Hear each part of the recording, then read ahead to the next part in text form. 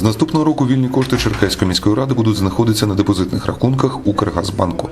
Про це повідомила очільниця департаменту фінансової політики Наталія Джуган. Рішення це на наступний рік. Сьогодні у нас таке рішення є, воно чинне, діє. З початку року ми розміщували, був переможець конкурсної процедури. Це відкритий конкурс ми проводимо, з початку року проводили.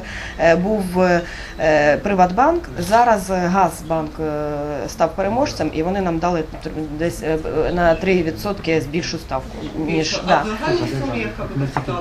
12,1. Укргазбанк виграв конкурс, який проводила міська рада. Нині кошти громади зберігаються на рахунках Приватбанку. Нова угода вступить у силу у січні 2019-го.